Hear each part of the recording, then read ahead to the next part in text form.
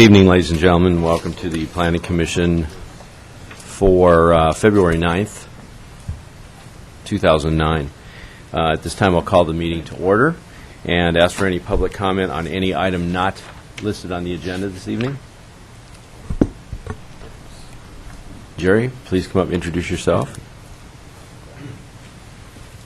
My name is Jerry Herman. The reason I wanted to comment tonight, not about anything on the agenda, was that I have assembled a few things that relate to the major species of this area, the riverside areas, just for you to look at, and a few comments about them. And the reason I want to do this is that this is the 150th celebration of Oregon statehood, and there's legacy species that had a whole lot to do with the legacy that we now take for granted and benefit from, too, as well. It would take me 3 minutes to do this if you will allow me to do it. Take 3 minutes. All right. I have to distribute samples to you from the animals that work for me. What kind of samples?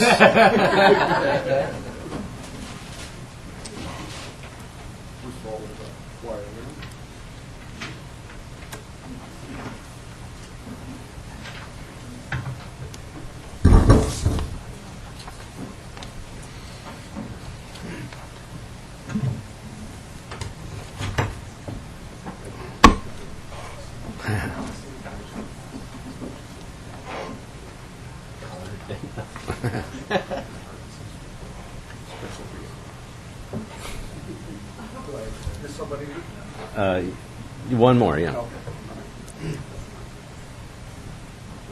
Larry would like. It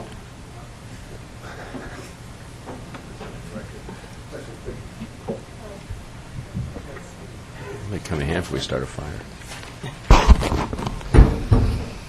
Or should I stamp it? I want you to know I'm going to be fair and do this in Westland and Gladstone, too, so everyone will be equally affected. Okay. Okay, you have before you red twig dogwood, willows, and black cottonwood. And they are the representative species that we find along the rivers in this area. And I felt, maybe it's time to look at things firsthand and kind of talk about them for a moment. You have a handout that describes in Europe and throughout the world the poplars, of which these plants, at least two of them, are members, the willows and the cottonwood. And the message I would, try to get across tonight is that these species, in particular, provide the effect of spring that we sometimes take for granted. They also sustain many wildlife, and one in particular is the fastest growing tree in the world in this hemisphere, and that's black cottonwood. In the Mississippi, upper Mississippi basin, they grow to 225 feet. Around here to about 150 feet. There are wood factories, as they're called, because they grow so quickly and store in wood the nutrients and biomass of the earth that we could also call them great carbon sinks. They're really carbon sequestration devices. The handout I passed to you also shows a picture on the left-hand portion of it of in the Seine Valley, which is in France, the use of the cottonwoods and branching them up to make them more pleasing along the riverways and such. And then on the right, the way they color up in the fall. Now, who lives in these assemblages? First of all, in these assemblages, many birds, songbirds species depend upon them because they break easily, which is one of their weaknesses. They provide great nesting sites for raptors, including great horned owls, bald eagles, and of course osprey. In addition to those kind of birds, we have the woodpeckers and others that depend upon the food source that their deeply furrowed bark, in the case of cottonwood in particular, provides. Lastly, though, in the time I have left, what I really want to talk to you is about the coming of spring.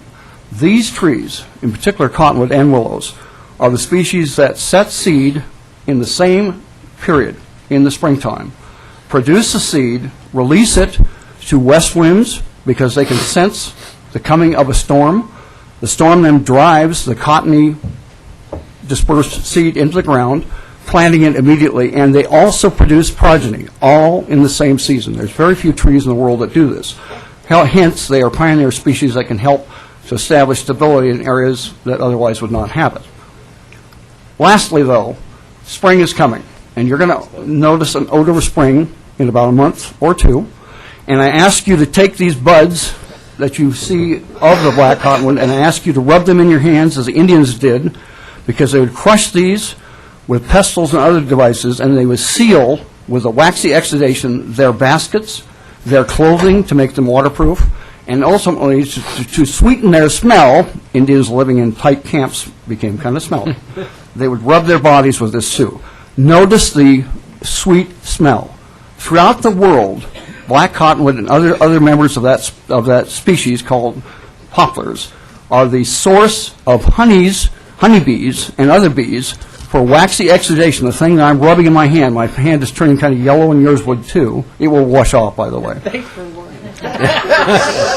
The result, though, of this waxy exudation is they stick their hives together, honeybees and other harvesters of pollen and nectar, and that's why honey smells like honey. Each type of honey is different in taste, but the overall smell of honey, do you smell honey? Can you smell it? That's the coming of springtime smell. Last of all, Geronimo, who I thought I was named for. My name's Gerald. Sorry. The great Indian warrior from the Indians of the Southwest. He named an area very important in the conquest between Mexico and the Federation of the United States to take over a place called Texas. He called that great skirmishing place where Santa Anna, the great general, fought with people from Texas, from our country, Houston and others. He called that place the place of the cottonwood. We call it Alamo. Thank you for your time. Thanks, Jerry. Informational. I appreciate it. Yeah, it's a good spot for it. All right. Anyone else like to? Okay. Seeing none, we'll move on. No minutes this evening, so we'll move right into the Planning Commission hearing. This evening we'll be deliberating the CP 0805, TP 0811, US 0803, and WR 0821. At this time, I was hoping that I could get Tony to update us on the the new recommendations of approval that we have before us, so you can give us a little overview of that, if you would. Okay. All right. So I guess going back to our last hearing, we, on January 26th, as you may recall, the Commission left the record open for 5 days for new written comments. Anything could be submitted in that time period. After that 5 days, it was then left open 7 days for rebuttal to that new evidence. So you received your initial packet for tonight's hearing, and that included exhibits that were submitted at the January 26th hearing.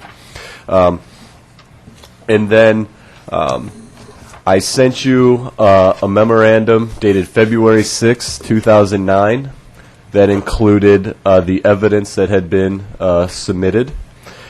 And then on the dais tonight, you have three sets of information there. The first one is an email dated February 7th from Paul Edgar, concerns about the Kaiser proposal. Exhibit B is a memo dated February 6th from the Oregon Department of Transportation with recommended conditions of approval and some background information in a development agreement that the applicant is taking on to enter in with discussions with ODOT concerning 99E. And Exhibit C are the revised conditions of approval that I've redlined and that we'll be reading to you tonight and be able to discuss a little bit more as we go throughout the hearing. I think where I was hoping to start was to kind of talk about, in the February 6, 2009 memorandum, we laid out some of the transportation responses to the comments received, as well as responses concerning the geologic hazards on the site, the existing conditions, as well as how they determine the high water line around the site at 18 feet. I'm going to start with Agnes Avenue, and then I'll turn it over to John Replinger to walk through the other responses to ODOT's comments, and then we can get into, and then I'll highlight the transportation conditions of approval that we have on Exhibit C that we did give you. Concerning Agnes Avenue, we are conditioning that the applicant provide a half-street improvement for Agnes Avenue. We still contend that it has been used for public access historically. When Walls we're doing is looking to rebuild that road from its current condition. It was shut down for vehicular traffic because of the failure of the road. However, it has always maintained access for peds and bike through that site. For condition 4, the applicant had initially proposed in phase 1 to put in 20 feet of gravel. We disagreed with that, and we put the condition on them that they would construct a half street for Agnes, And then we still agree that the other half of Agnes would be constructed in Phase 6 as they proposed in their master plan, but we did clarify that in condition number 4.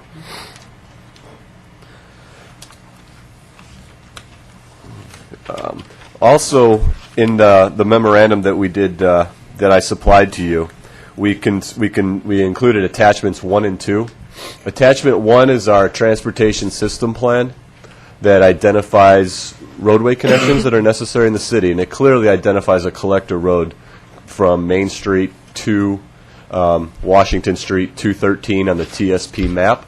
And then it also identifies project R106, and it specifically states in the TSP that Agnes Street from Main Street to Highway 213 should be upgraded as a new east-west connection.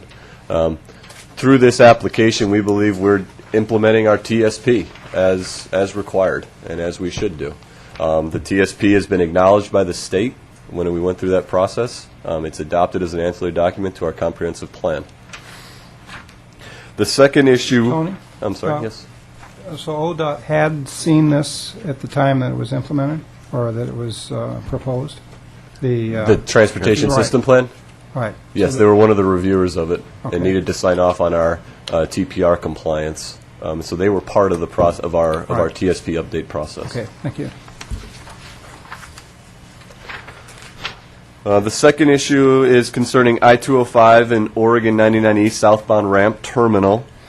Here as well, ODOT states that the transportation system recognizes the need for a safety improvement. We would disagree. We've included attachments 3 and 4. Attachment 3 is what we've identified as needed safety improvements in the city. And then actually attachment 4 includes our intersection capacity and operational improvements, and it identifies project R48, which is the dual left turn lanes from 99 East southbound onto I-205 southbound. So we would disagree that our TSP identifies that area as a safety requirement. We've identified it as a capacity issue that needs to be addressed. I think it's also important to note that in the traffic study submitted by the applicant that the level of service standards per our code have been met at that intersection. And I think with that, I will turn it over to Mr. Repplinger, our reviewer of our transportation, to walk through the remainder of the issues and expand on the 205-99E if you'd like, especially the part about the east leg, which seems to be having most of the crashes there at the bottom of page 2, at the second paragraph on page 2. Yes, thank you, Tony. Commissioners, my name is John Repplinger, resident of Portland, serve as the city's development review engineer for traffic issues. Certainly one of the things, as Tony explained, the staff does not believe that TSP recognizes this as a safety project, though there may be some safety benefits from improving the capacity. Another of the points worth mentioning here with respect to the left turn lane and the concerns expressed by ODOT that the queuing distance is insufficient or that dual turn lanes are needed, that most of the crashes, according to the analysis presented in the traffic impact analysis, most of the crashes at that intersection are from the ramp. They're traffic that has gotten off of I-205 southbound, coming down to the signalized intersection, and most of those rear-end crashes are occurring on that approach. So while recognizing that there are some concerns, there are always concerns about the number of crashes, the emphasis on improving things that ODOT suggests has not been to address those crashes, but rather some others on the southbound approach. The next issue I'd like to draw your attention to is the part about the trip distribution. ODOT in written and oral testimony has raised concerns that quite a high percentage of the traffic coming to the Cove would be southbound on I-205. You've heard Phil Worth, representing the applicant, explain that they believe that the traffic will proceed south on 205 using the 99E intersection to make a right turn and then a right turn on Dunes into the Cove. And ODOT is concerned that instead this traffic coming from the north may exit at the 213 interchange and attempt to make what we all recognize is a difficult left turn onto Washington Street and onto Agnes Street, which is one of the reasons they would prefer that Agnes Street not be constructed as in the TSP. At any rate, staff believes that the applicant has provided compelling testimony suggesting that the people who are most often going to be coming to the Cove will be regular visitors. There'll be people who will readily follow the signs and who will take advantage of the right turn as offered rather than making the difficult maneuver that would be required if they would happen to take the 213 intersection. I think we heard Mr. Jensfold argue that there is inadequate storage distance for that left turn at the Washington Street location. I think he said there was room for 4 vehicles. But also point out that in the traffic impact study, the traffic volumes during the AM and PM peak hour for the hour were 10 vehicles in the AM peak and 5 vehicles in the PM peak. So if there were a few extra vehicles headed for the Cove, we think it's rather likely there would be sufficient storage to accommodate a few more, given the extraordinarily low volumes that are there today. The next issue staff would like to respond to is the statement about the need for a right turn deceleration lane northbound at the Firestone driveway.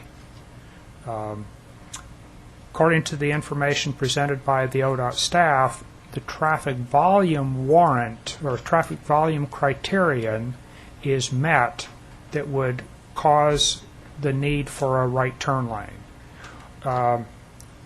We certainly agree that a right turn lane is a desirable attribute to have when you have high-speed traffic on a rural highway and you need to get that right-turning vehicle out of the way so as to avoid rear-end collisions and the like. We think that though the traffic volume criterion may be met, there are enough other issues related to it that we don't think that the right turn lane is either warranted or is particularly desirable at that location. Among other things, we think we have a fairly low speed. We don't have a crash history there that suggests that adding a right turn lane tends to be less desirable from the pedestrian and bicyclist viewpoint and so forth.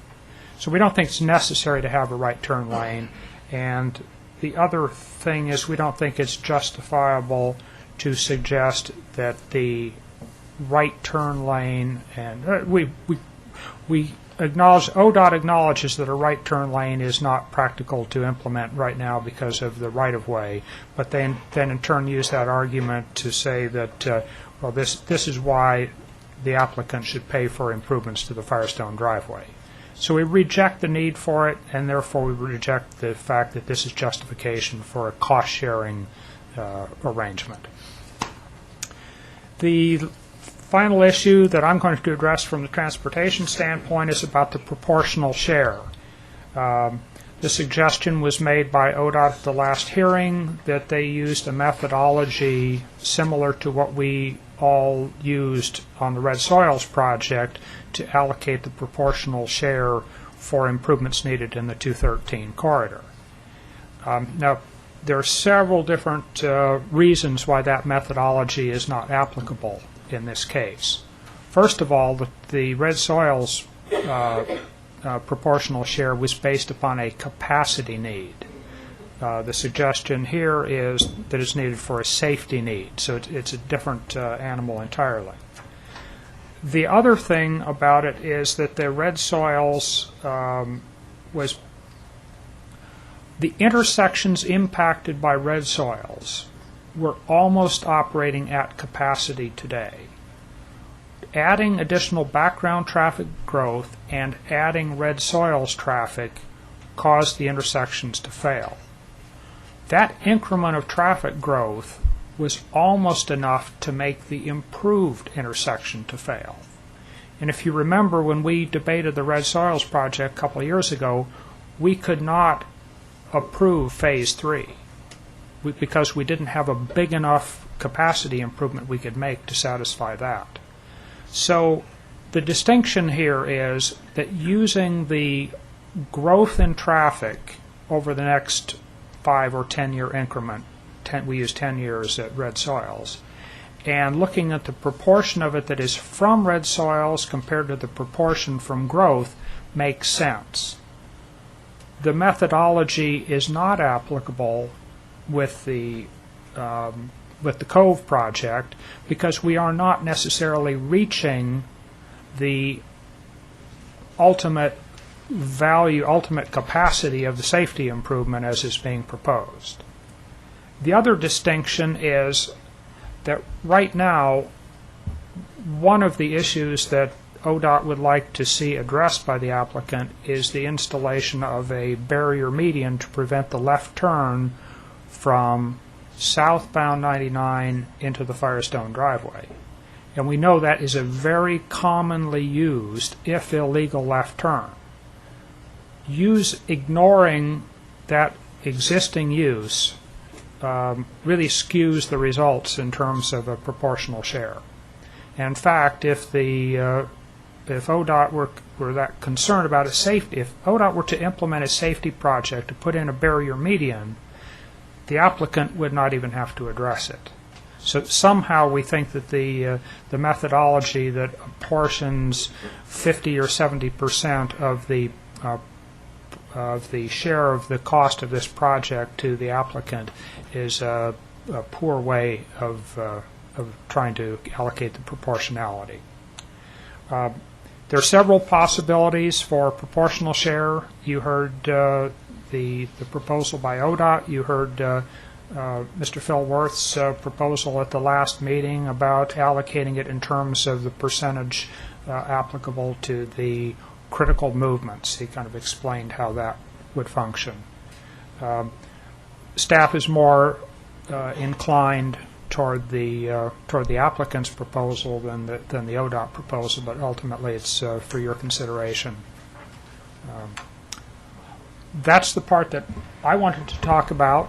I'm here to answer your questions, or if you choose to have Tony continue with the rest of staff report, I'll respond afterwards. So I think if I could, I'll read the conditions that deal with transportation, and then while we have John here, we can answer any of your questions. Then we can come back and work through the remaining issues, and then open it up for additional questions and clarifications.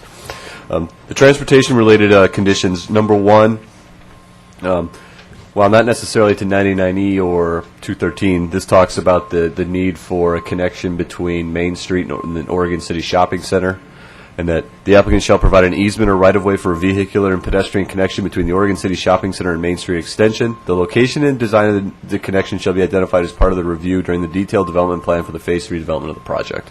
So there were little changes there to clarify when we would be looking at needing to get that connection in right-of-way and easement form. The second one is condition number 4. I talked about that one a little bit earlier, requiring Agnes half street be constructed. We lay out what that half street will look like as part of Phase 1, and then that the remainder of it would be built as part of Phase 6. And then condition 6 changed from the original that you received in your packet. The proposed language is that the applicant has volunteered to provide the Oregon Department of Transportation $100,000 prior to the issuance of an occupancy permit for the medical office building or residential development, whichever occurs first. These funds may be used for the design and or construction of Phase 2 of the McLaughlin Enhancement Project and or improvements to Firestone Alley. If ODOT decides to make these improvements prior to receiving the payment from the applicant will reimburse at ODOT an equal amount up to $100,000 prior to the issuance of an occupancy permit for the medical office building or residential development, whichever occurs first. So those are the proposed changes for the transportation sections of the master plan. We believe with those conditions of approval, the RTSP and level of service standards are being met. Any questions for myself or any other staff here? Any questions of staff at this time? No. Dan? No?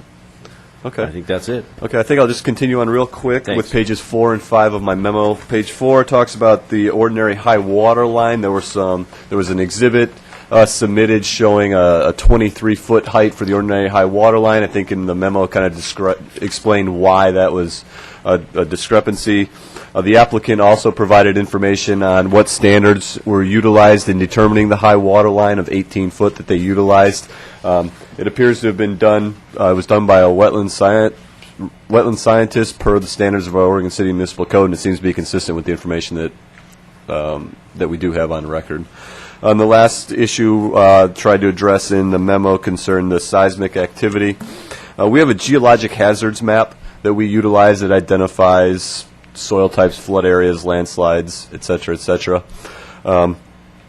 The applicant did submit a geotech report by Ash Creek and Associates, and their project engineer signed off on it. It did a study of it, going back and reviewing what the seismic activity in the area is, what the concerns are. It also identified the type of soils that are in this area, and it made recommendations as to what precautions should be taken. For instance, pulling out and putting in structural fill, making sure you have compaction, how the foundation should be designed. So I think that they've demonstrated that the site can be developed in a safe manner. And I think it's also important to point out that when each one of these subsequent detailed development plans come in, a geotech report will be required that is specific to the building being proposed.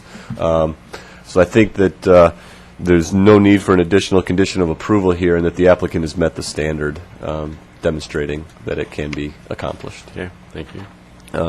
Did you want me to walk through the additional changes that I provided in Exhibit C for the conditions of approval? Please.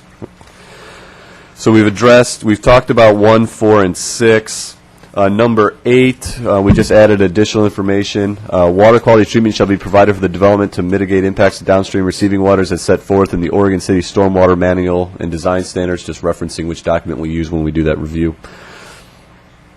Number 9 is clarifying which standards are utilized when we review the band shelter in the Flood Management Overlay District, and when that needed to be. Those designs need to be approved before we issued a construction permit. Number 11, once again, clarifying which section of the code is our erosion and sediment control is found in. That needs to be met.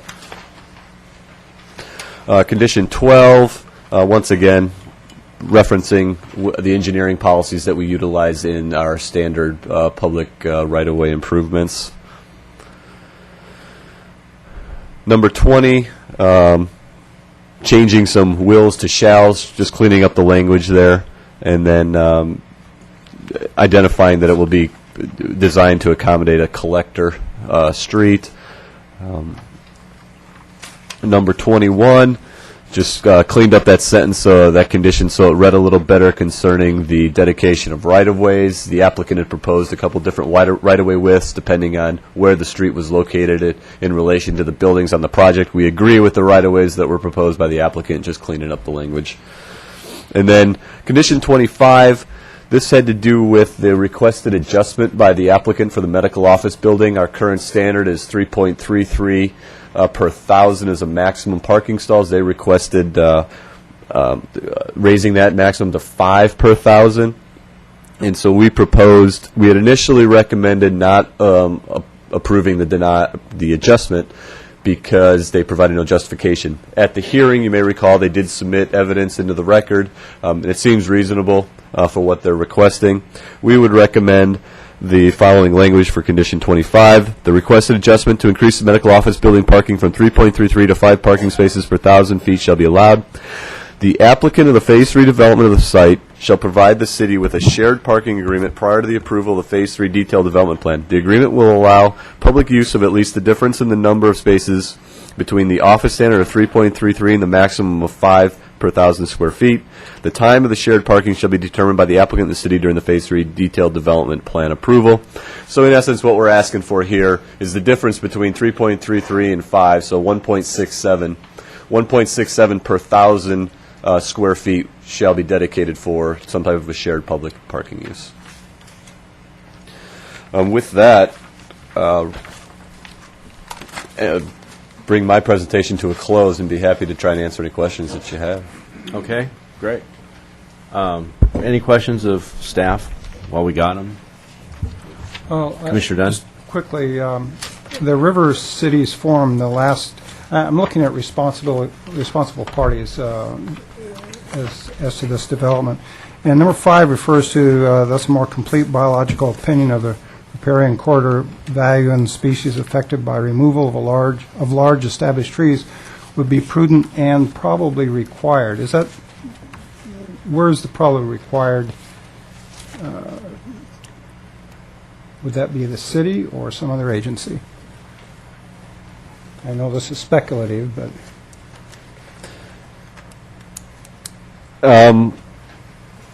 So this was submitted by River Cities Forum, and they're saying that they're requesting that a biological opinion be submitted, not clarifying which agency actually has jurisdiction. well, they're also implying that it may be required.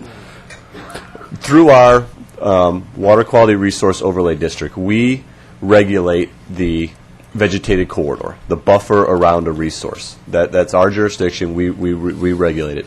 In the Water Quality Resource Report that the applicant submitted, they looked at an alternatives analysis on the site of what their development impact would have by going in and clearing the trees. So through our code, we require them to look at alternative analysis, how they can reduce impacts, and if they can't, if their proposal in their mitigation plan, does that bring it up to a good per our standards when it is finally constructed? Are you saying then that this will be forthcoming? No, this has been submitted by the applicant. already has, okay. It has been submitted to the city. They've submitted a water quality resource report that is in compliance with 1749 of our code, which is the Water Quality Overlay District, and it did look at alternative analyses for on the site of what they're as related to what they're proposing. We don't. The city doesn't have a biological opinion. Okay. We have our water quality resource area, and it addresses our buffer. Okay. The other piece is this agreement between DEQ and, get the right,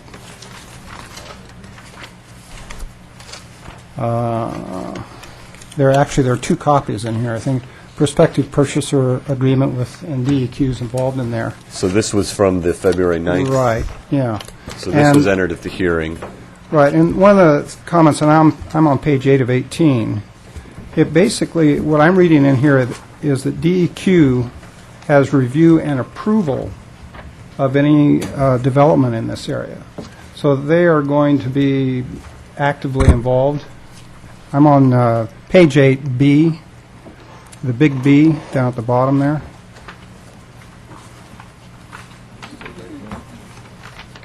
And I guess my question is, how involved is DEQ, and is this an oversight that we're going to see on this project? The city engineer may be able to address this. Yes. It's probably been about 12 or 18 months ago, Mr. Patterson and I met with DEQ to let them know that we're starting to look at some development possibilities on the site. And we have, you may also want to, I don't know, Tony, what the protocol is, but it could be that the applicant has additional information. But you are correct, Commissioner, that that is one of the requirements of this. We don't anticipate DEQ to be disapproving. It is a formal procedure. They want to make sure that what the city's agreed to in this agreement is followed through with in terms of protecting the public against any Right, potential and that's what I'm getting at, is that contaminants. DEQ will be actively involved Yes. in this process. Okay. Just to follow up on Commissioner Dunn's question, is it the case that monitoring that's referenced in this prospective purchaser agreement has been done? But it talks about is some there a- monitoring and some test wells. Yeah. Because we did enter, you gave that presentation and you Right. entered into the record all the Do you have a testing. particular page or not? I don't. Because the monitoring that was done to prepare this has been done. Okay. And the results of that monitoring, is that information on the DEQ's database on the internet? Do you know?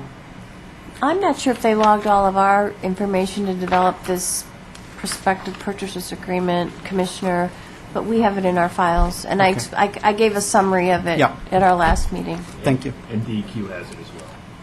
Okay. And I understand that this agreement runs with the land, That's right? correct. Okay. Thank you. All right, any other questions, staff?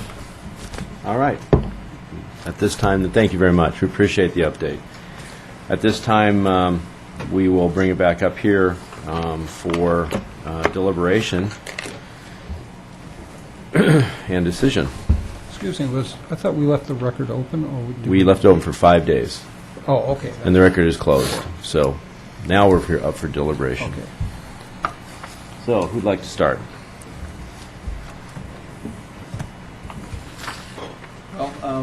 Commissioner Stein. Yeah, I guess our job here is to approve or deny these applications based upon the facts and how those apply to the city code.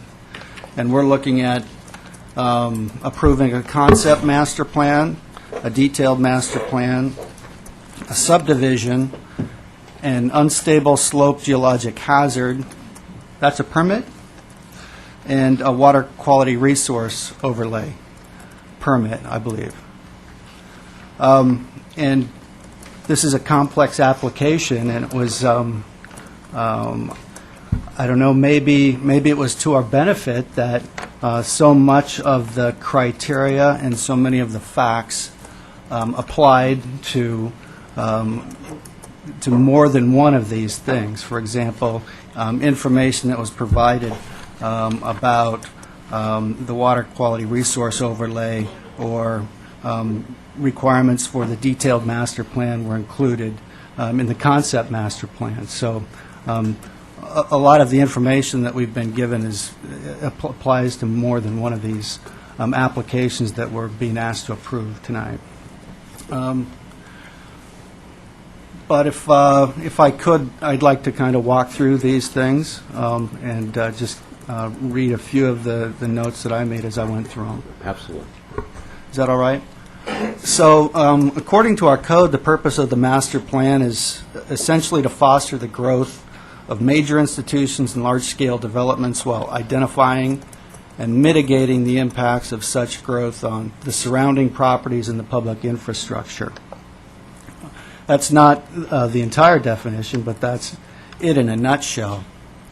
And I think that, on the whole, the plan that's sitting before us does identify these potential impacts and provides, along with the recommended conditions of approval, mitigation for those impacts.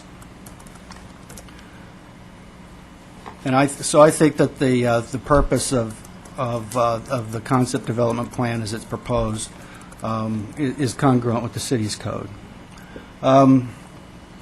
It goes on to talk about parts of our infrastructure that are of concern. And the first thing that we have to talk about are the transportation issues.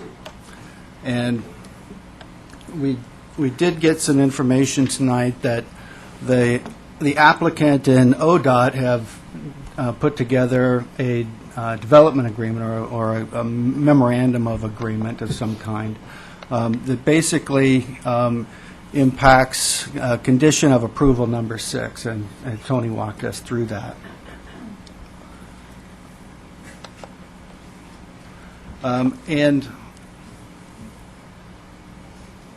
And I think that as we kind of go through these transportation issues, I don't think we're going to solve every problem, but I would like to say that I agree with the staff's findings on the applicant's transportation impact analysis, that the development does not materially add to the minor approaches currently experiencing substandard performance at the north and southbound ramp terminals for I-205 and Oregon 213.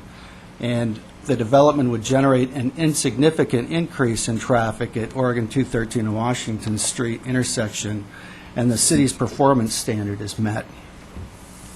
I agree with the staff that based on the transportation impact analysis, the concept master plan moved forward with the intention of upgrading and reconstructing Agnes Avenue to the level of a collector street and allow southbound traffic only until improvements can be made to the Highway 205, 213 interchange. So I think what that means today is that that the road needs to be improved and upgraded per the transportation system plan. Maybe it's blocked off until problems at 205 and 213 are sorted out between the city and the state. I think that access into and out of Firestone Alley can be improved to improve safety, and this includes supporting modifications that would allow a legal left-hand turn in from the southbound direction from Highway 99. Modifications to Highway 99 identified in the McLaughlin Boulevard Concept Master Plan should be able to accommodate improving this section of road in order to make it safer for traffic and, in addition, more accommodating for pedestrians. We should expect this planning and implementation to move forward over the 10-year development process encompassed by this plan. And I also disagree with the idea that the red soils cost share model is appropriate to use in this case, in this application. I agree with the staff that Mr. Worth's suggestion, which is based on the proportion of the critical volumes at individual intersections, should be used instead.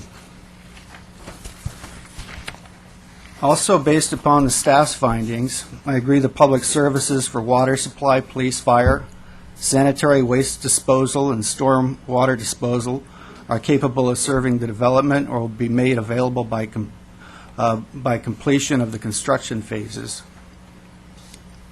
And I appreciate the fact that the developer is proposing best management practices for implementation of vegetated swales, street swales, rain gardens, and pervious pavement. I think the concept development plan protects any inventory Goal 5 natural, historic, or cultural resources within the development boundary. It's consistent with the intent of the water quality resource overlay minimizing impacts while removing invasive and non-native species from the development area. And I agree with the staff's findings related to reducing the 200-foot buffer from 50 feet in the water quality resource area, and I appreciate the mitigation to improve the resource from a degraded system to a good system per the Oregon City Municipal Code standards. And I think that the plan mitigates the identified impacts from each of the development phases. So those were the comments that I put together based on the approval request for CP 0805. Okay. That was very thorough. Thank you. Anyone else? Dan? First, I'd like to acknowledge that how much work has been performed on this code application. It's been countless hours by the applicant and his team, by the city manager, planning director, the planning department in particular, Tony, and the engineering department, by the Urban Renewal Committee, by ODOT, and many others. I also want to acknowledge all those citizens of Oregon City that have been a part of this public process and this public review and have contributed with thoughtful and insightful comments and concerns related to this application. This is an important site, and it's a complex site, and I think there's been a lot of really good information. I also feel that this application and the process itself represents a process that I feel adequately has assessed this proposal where I can make a final decision tonight.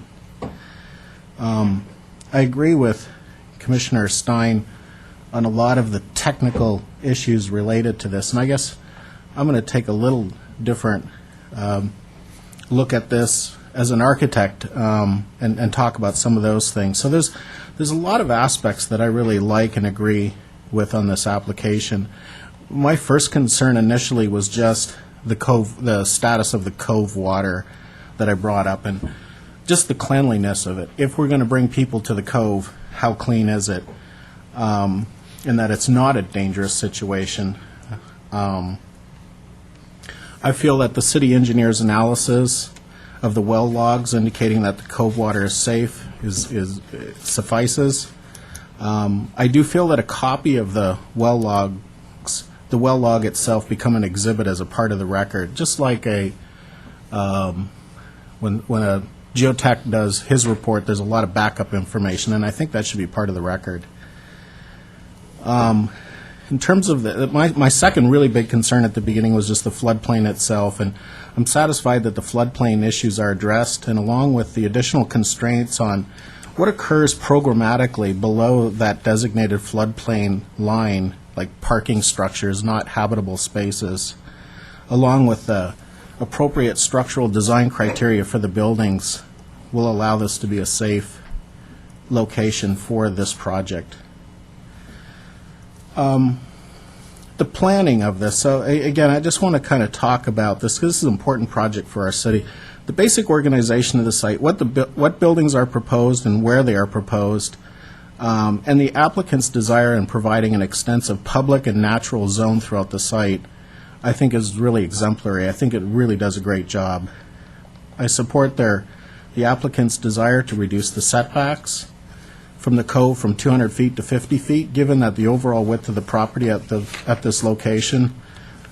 But more importantly, the way the land is utilized in this particular area with proper landscaping along the water's edge, the integration of the path itself, outdoor common spaces for residential facing the water, restaurant opportunities adjacent to the cove's edge. I also support the applicant's desire for an increase in that path to allow a 20-foot wide public path along the cove's edge. I think this will create a much more effective path and usability for everybody. I most definitely support how the design sensitively incorporates the stormwater management throughout the site and the devices and techniques that they have utilized throughout the project at the buildings and at other hard surfaces such as parking areas. I really like the central public node there with the docks, the restaurants, the public upper plaza at the residential buildings. This is a really neat spot in the project that really takes advantage of the site. I really like the placement and the activity possibilities for the general public and the residents at the designated amphitheater area, along with the associated public parking lot adjacent to it.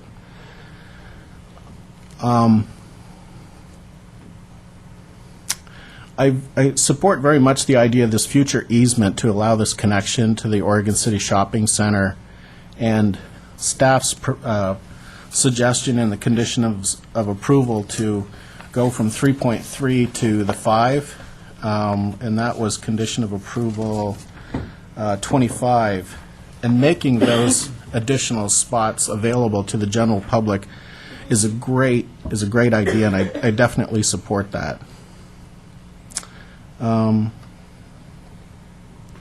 It was mentioned by the applicant, and I would greatly encourage that the buildings themselves become LEED accredited. In general, our industry is now a greater responsibility of the environmental impact of our built environment. We can't force this issue upon the applicant. However, these design strategies have become much more prevalent for this type of project. In fact, it has become a market demand, and it's also just the right thing to do. So I'd greatly encourage them to move, as they move through this project with the buildings themselves, that they really step into this and really try and accomplish that.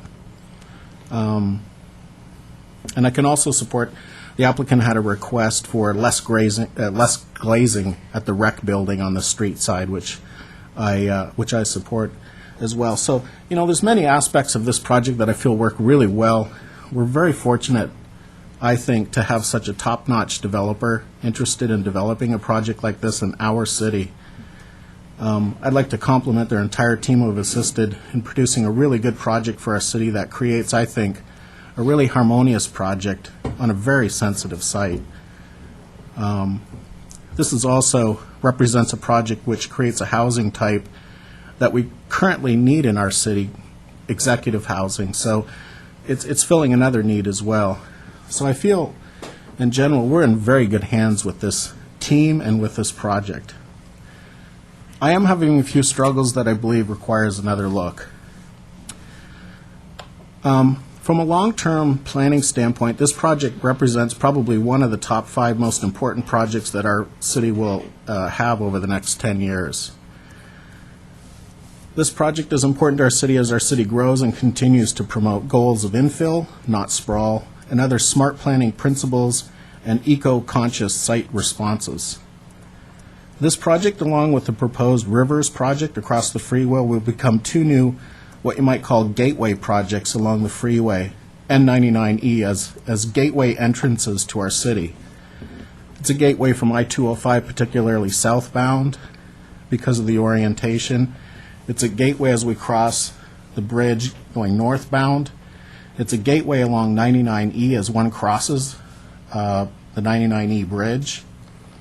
It's a gateway actually from along the Clackamas River for those who use the river and see this project. It's also a gateway at the cove itself as boats themselves will enter the site. So for me, it's important because it becomes a strategic project that can give our city a great amount of identity, which we really need. This is a real opportunity for our city to begin to showcase our city, and as our mayor has pointed out previously, Oregon City has been a forgotten city in the marketplace. And I feel it's time we reestablish our rightful place in this region. So specifically what I'm talking about here, things that I think need more work are 2 things.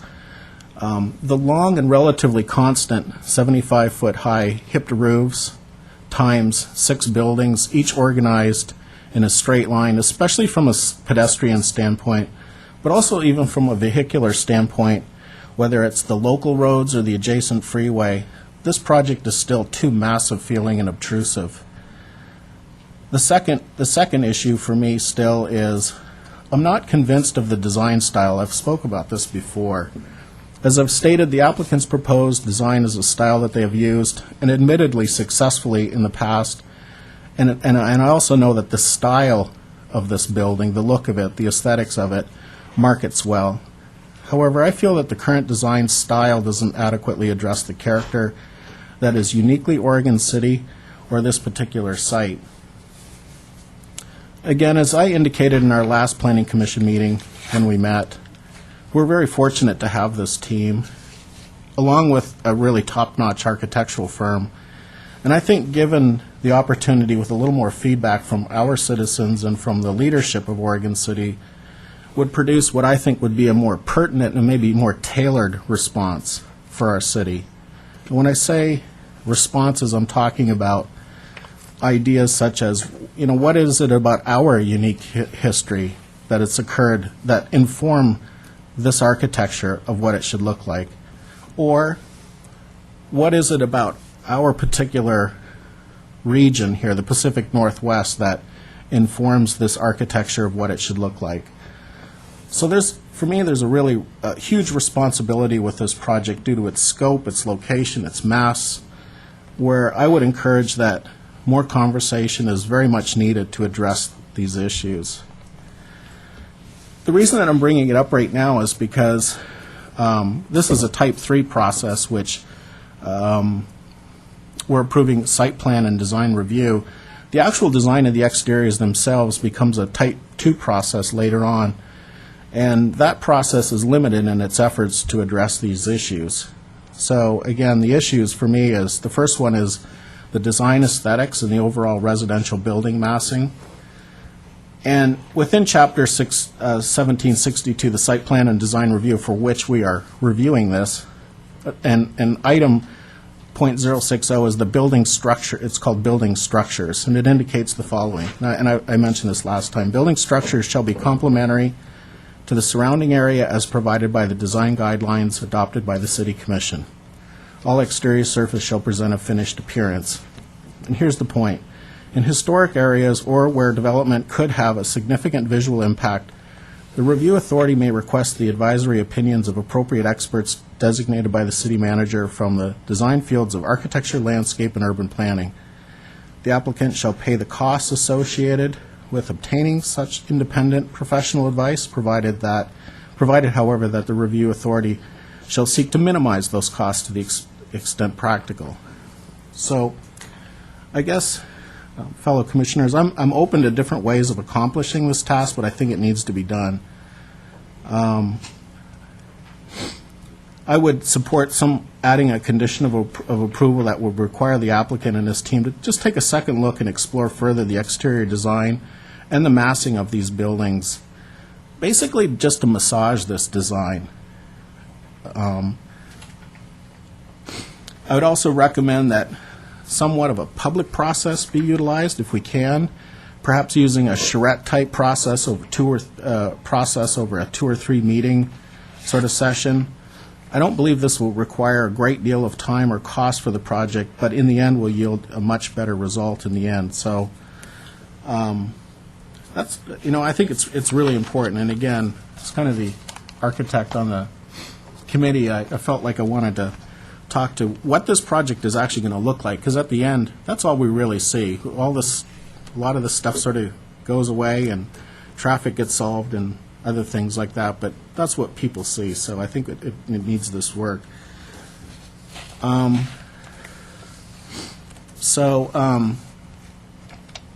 guess a couple of conditions of approval. I think that the future right-of-way between the existing shopping center and this project be implemented, and we've talked about that. Again, the additional medical parking number be available to the general public, and we've talked about that. And that the well logs be submitted into the record as well, just for the record. So those are some of my concerns and observations about this project. All right. Thank you.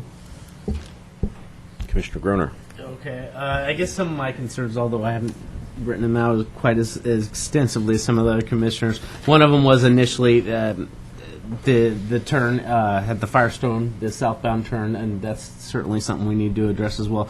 But the water concerns and the water logs were a huge concern for me, and largely have been addressed. But I feel like it's something we need to monitor and make sure that although we do have some level of determination what we've got there, that needs to be addressed and consistently monitored. As we develop this project. Easement to the Oregon City Shopping Center, but also one of the things that I would like to see further discussed, and maybe even in further plans, is easement to further development, specifically in the Home Depot area, and how we can see a good travel pattern, pedestrian as well as traffic as well. But the biggest concern for me, and it has been always in speaking with folks in the community, is access, community access to the project, which includes some of the paths that I just described and some of the things that Commissioner Lazoie. I mean, this is a huge project that's going to be seen by outside of our public as, a new implement or a project to the community, and making sure that we have access not just for our own internal citizens, but everybody that comes to the community as well. And we need to make sure that we have a good access to the area that we've always had.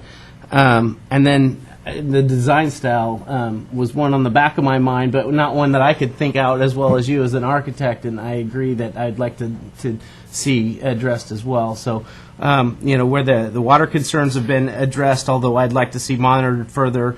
I'm not so sure that I've heard addressed the access and easement to the future developments besides Oregon City Shopping Center, but over by Home Depot, and then just in general from the community as well. Those are been some of my concerns. So that's mine.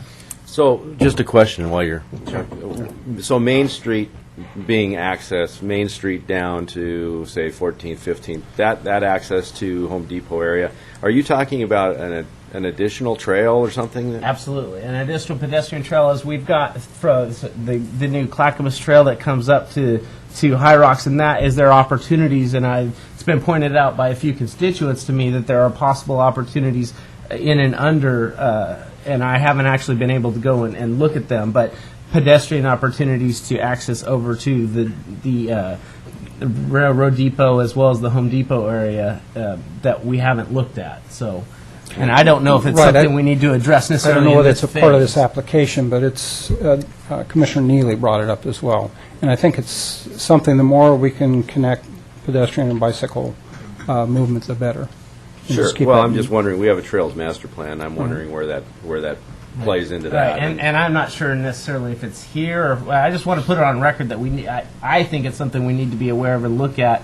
I'm not saying it's something that's reason for denial of this project, but I'd like to make sure we keep it in the Sure, queue. Sure.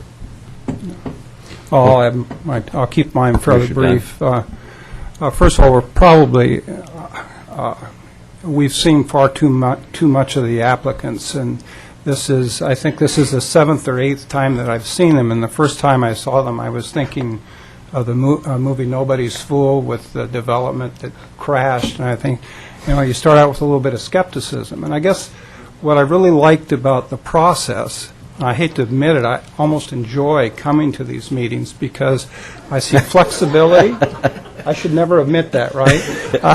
I see flexibility, I see accommodation, I see compromise, and I think above all, I see education. And I agree with many of the things that have been spoken here, but what I've seen over the, I think, year, well, it's been far longer for you, but the year and a half that we've looked at it, I've seen tremendous change and adaptability by the applicant, and everyone's surrounded with the project. The staff, the community have really worked to make this a very positive impact on the community, and I guess I want to thank everyone involved in doing that. So I came to this meeting just kind of concerned about the traffic issues. Water quality was another one. We've already touched on them, and it's kind of like, wow, the problems are being taken care of, and I really appreciate the effort that people have done. And so I'm very happy with what we have here. I think the suggestions that have been brought up would be good to take a look at, but I'm not sure whether we want to. Well, we'll see. We'll see where we can go with this. Okay. Well, and a lot has been said, and I won't go over it all again, but I do have a couple points. One of the things I think is important, and we were asked to decide whether the traffic was actually a safety issue or whether it would be a safety issue, and that really kept me busy all week thinking about whether it would be a safety issue or whether it would not be. And I think I visited, I looked around, I spent a lot of time, and I really believe that it's not so much safety, not as much safety as it was capacity. And I've really thought through that, and I felt that as part of this, when you're talking about capacity and safety, I think it's important that we keep Agnes available. It doesn't necessarily have to be open at this point, but I think it's important, and I think it's wise of us to have that half-street improvement done and then finally filled out, and even if it's blocked at this point, I think it makes sense to have another route out for the flow. And I know that probably goes against what the state's thinking, but I really like to look at that and keep it available, because I think as we progress and if the jug handle goes through and if all that happens, it may be an amazing thing that happens, and that may just open up and become another really important aspect of this project for flow. I do support that, finishing that, at least half-street improvement, and then finishing it up on the last phase. I'm very impressed with the enhancement to the riparian area, and I was concerned about that, as were many people in the city. And I think what you've done and the care you've taken in presenting that and going out and speaking with the stakeholders and the community at large and listening. And I'm just real impressed with what's come back. And it will be a change, but I think it's going to be a positive change. And I think the one thing I was concerned about is the flooding and the water damage. And your comment of the water goes like this, it doesn't wave in, really made a big difference to me, and it really was important. So I appreciate how you presented that. Let's see, the fact that you're going to turn a gravel pit into a show place is pretty impressive, and I think it'll be just another diamond in the crown of Oregon City. And I think it's so important to keep this moving in a positive fashion, and that's what we've been doing. I appreciate everybody's comments that came over the last couple years and offered their concerns, and I believe most of those concerns have been met. I'm sure that not everybody will agree with that, but I believe that most of the concerns have been met. I think we're going to come out with an excellent product, and I think it's going to be a place that Oregon City will be proud of. I think my children and my children's children will all be able to utilize that area, and I do appreciate it. And I was really impressed with the fact that we had people come in and volunteer to help you with the riparian area and with the water resource, and I just think that's great. That's a buy-in, and if that's what's going to take for this community, it is to buy in. You've got it, and I'm real impressed with what you've done. So. Those are my comments. I guess we should probably talk about Commissioner Lajoie's request. Commissioner, Yes. sorry, Chairperson Powell. Could we jump in real quick and kind of summarize Well, of course you can. a couple things, please? Yes. I think we'll start with the Agnes Avenue. I just want to be clear that, we had a couple, you had ODOT comments concerning, it should be shut down. You had the applicant submit additional language saying, we'll design it, build it as the half-street collector, and that, the city and the state will work to decide how it functions. And then we have the condition is written by staff, which says it's going to be built as a half-street in Phase 1, and it's going to function as a one-way southbound. Right. So I just want to make sure everyone understands what's being proposed, and if you need to deliberate that, please do, and we can answer any questions. And I think to jump into the second issue from Commissioner Lajoie, Mr. Gebeisman is going to read a little his specialty. The statute 197307 that deals with needed housing, as it's called, and one of the requirements is that any approval standard, condition, and the procedures for approval adopted by a local government shall be clear and objective and may not have the effect either in themselves or cumulatively of discouraging needed housing through unreasonable cost and delay. And basically, that was a legislative response to a number of issues, mainly having to do with low-income housing and cities attempt to keep it out through design review. But now the statute requires that if you're going to deal with aesthetic considerations, they've got to be clear and objective. And if you look through our design standards, you'll see that there's a lot more. There's not so much the in character with the neighborhood type of old style review, and you get much more. There shall be vertical separation of a ratio of 3 to 1 and some of those types of things to really try and capture that as best we can in clear and objective standards. But there's some real difficulty with getting at the aesthetic concerns that Commissioner Lajoie is concerned about, and I think rightfully so, but at the same time there's some statutory concerns about getting to it in that way. I do also want to address real quickly one other comment that came up, I believe it was Commissioner Lajoie again, about the well logs. And those documents aren't currently in the record. If we were to put them into the record, they would be new evidence, and we'd have to reopen the record to allow other parties to respond. I'd note that they are publicly available both at DEQ and at the city, and if people have concerns about them, they can talk to DEQ or the city engineer, and they're freely available, and they can be resolved. But it would add another layer if we were to include them in the record of this proceeding. Okay. With regard to the clear and objective standards, Yes. We have had some discussions in this group about a difference between a master plan development and another development. And my assumption was that if we had a master plan development, we could actually skirt around some of those clear and objective standards. If you're dealing with an application for residential development, you've got to deal with clear and objective. Okay. There are some things, depending on what the master plan has done, and perhaps pulling out residential from commercial phasings and deal with it in that way.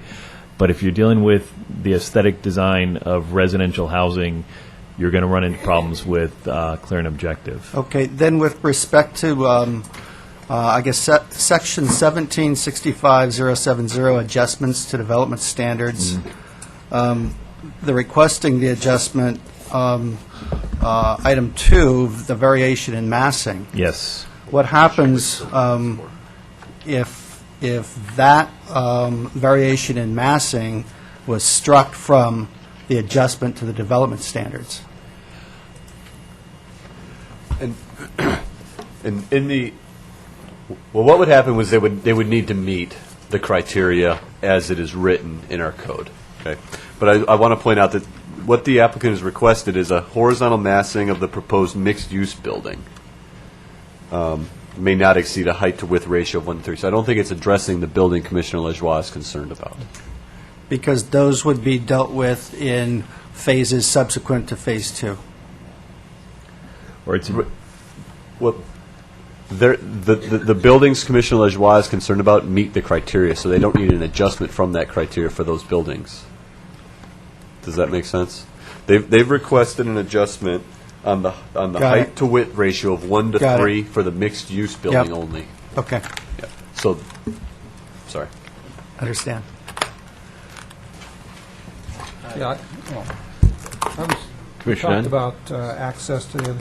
I was wondering, something like the applicant will work with the city staff and adjoining property owners to develop pedestrian access and right-of-way to the Home Depot, end of the Oregon Trail, rail station area, something like that. And also, I don't know how that ties into the trail master plan, but maybe we're duplicating something here.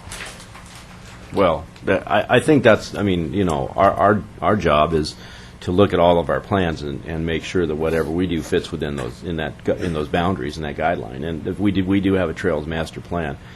I don't want to bring that, I can't bring that in right now, Right, obviously, right. because it's new information. But that is something that should be reviewed as the development goes through. And I think staff would do that and make sure that ties in, if I'm not mistaken. So then we don't need this then. And wait. Tony, you want to comment? And I guess your concern was making sure we had a connection from the project site over to Washington Street by Oregon, the wagons.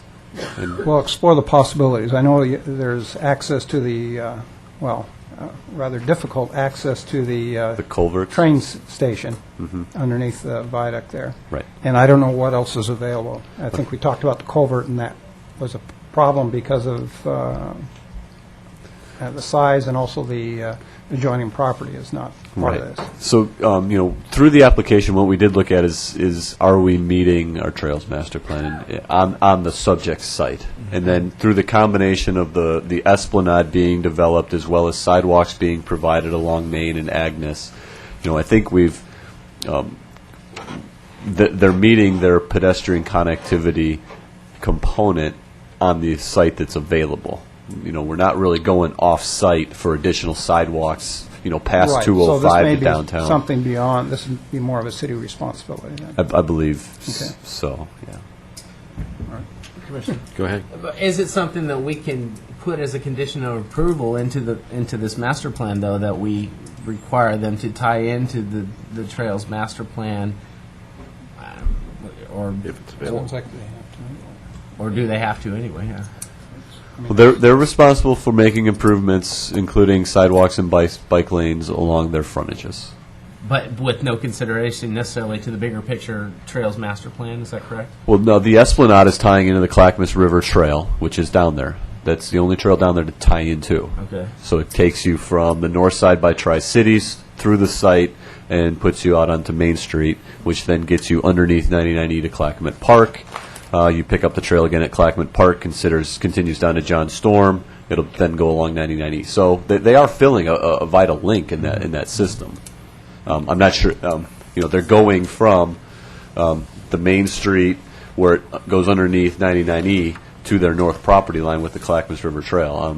They're really filling a segment that's needed.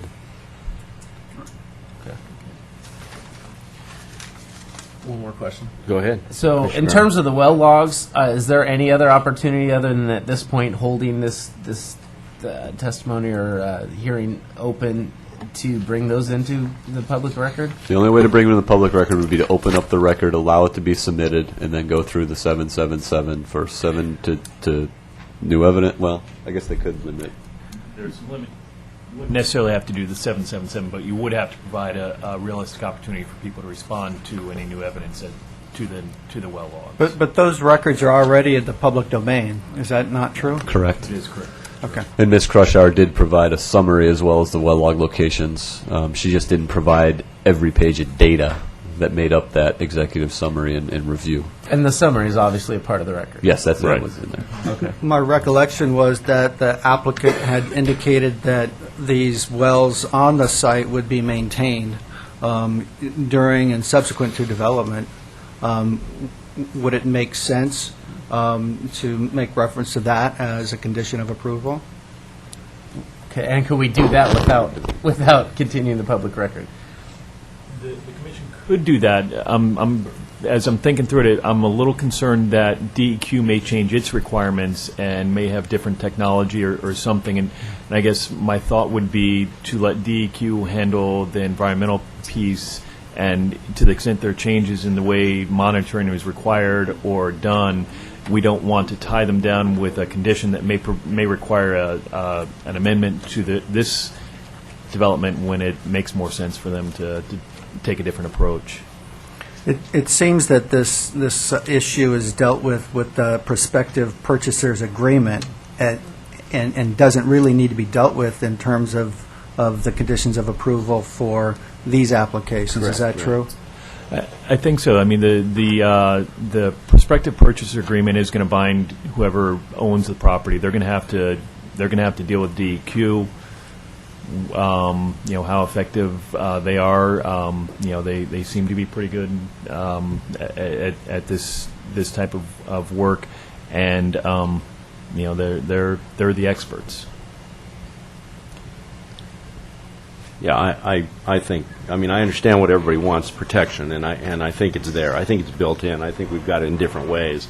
I don't necessarily think we need to make it as a condition of approval. I think it's already in the purchaser's agreement. So unless you really feel that we have to do that and open up the public hearing again. No, I'm comfortable with the I am prospective too. purchaser's agreement as long as what I'm hearing about its about what it's supposed to do is actually what it's going to be doing. That is that DEQ is involved in this process, in this development process. And would the city be monitoring side by side with DEQ? What would be the that's city's relationship with DEQ during the development process?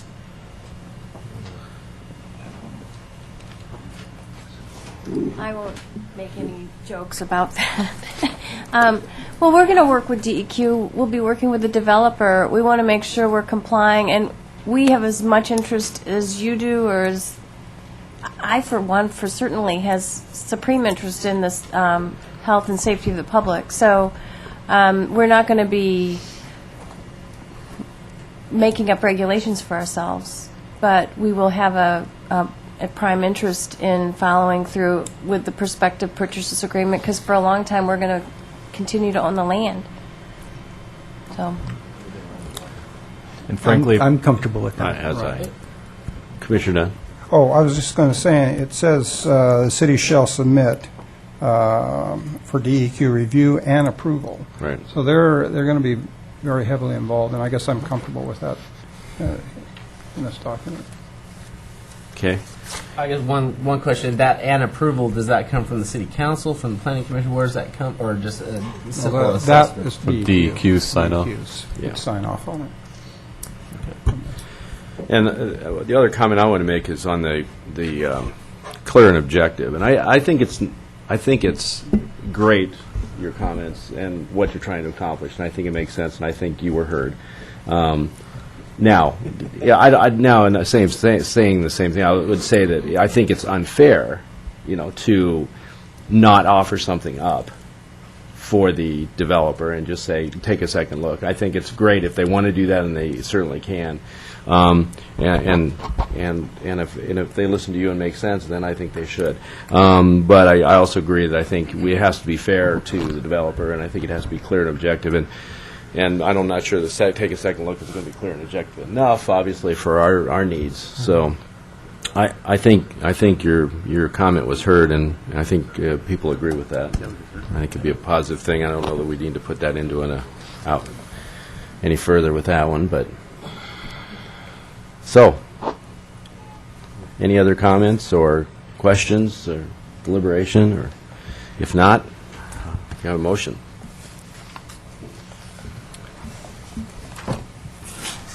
I'll move to approve CP 0805 Concept Master Plan, DP 0803 Detailed Master Plan, TP 0811 Subdivision, US 0803 Unstable Slope Geologic Hazards Permit, and WR 0821 Water Quality Resource Overlay District, with the recommended conditions of approval that we have this evening, Exhibit C. All right, do I have a second? I'll second it. All right, we have a motion and a second. And Tony, would you call a roll? Commissioner Groner, Aye. Commissioner Lejoie, Aye. Commissioner Dunn, Aye. Commissioner Stein, Aye. Chairperson Paul. Aye. Motion carries 5-0. Thank you very much. Thank you all. We appreciate everybody's involvement, and we move on to the next step. All right. At this time, do we have any other business for the commission? We do not. Just want to say thank you for the thoughtful remarks and review of this. I know it was a lot of information, and I think you guys did a really good job. So I guess, our next hearing is in 2 weeks. We don't have any land use applications that are going to be coming up for hearings anytime soon.